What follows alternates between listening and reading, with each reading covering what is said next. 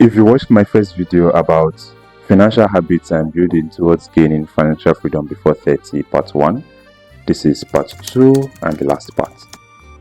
Number 6, living below my means. I'm trying to build something for my later years, so that means there are some things that I do not get to enjoy now because I want to enjoy them later. So basically, I am starving myself for a better life in the future. Number 7 is I am building an emergency fund, and an emergency fund is more like a safeguard towards some life shock. So life could throw some situations at you, say you lose your job or you fall into some kind of illness that makes you stay off your job for a certain amount of time, or some really big expenses hit you out of the blues, right? Now your emergency fund is there to help you. So I put my emergency fund in a high yield savings account, whereby the emergency fund is not just sitting there doing nothing, but it is earning interest. That's number 1. And at the same time, I have access to it so that when those emergencies come up, I do not have to be stuck or stranded. Number 8 is avoiding high interest debt.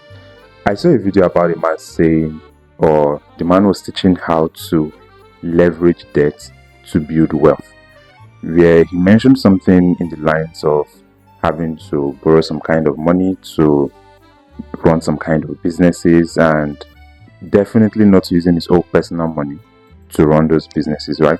Now that made sense in one way and it didn't in another way, given that it depends on where you're borrowing that money from, right? So it is best, if you want to go down that path of having to leverage debt for building wealth, it is best to focus on borrowing money from very low interest sources. Try as much as possible to avoid high interest debts, even though I have decided to leverage debt to build my own wealth. Number 9 is building multiple sources of income.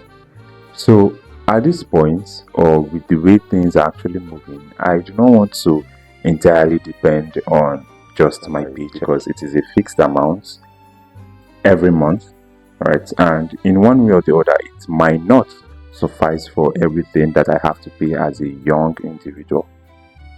So now it is at this point that I decided to build the habit of building multiple sources of income. Number 10 on the list, which is the last item, is setting clear financial goals.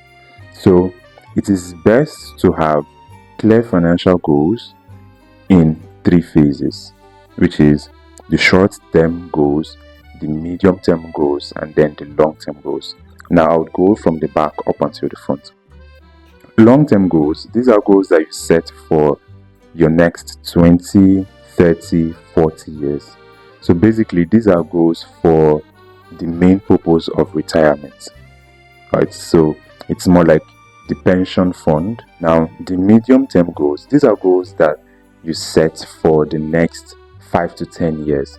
So I want to have saved this amount of money within the next 10 years.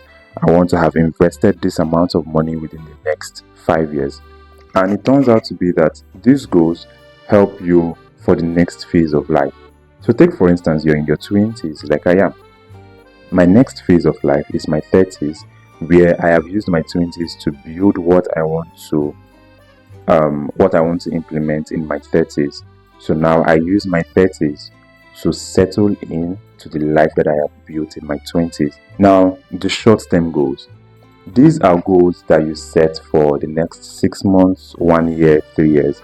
So probably you want to purchase a new laptop for your job, or you want to have saved a certain amount of money in the next 1 year, in the next 2 years. These are short-term goals that once you set for yourself, it gives you a focal point of target that you can practically look back on every day in order to remind you on what to do. So let me know in the comment section which of these habits that you would be joining me on, and follow for more.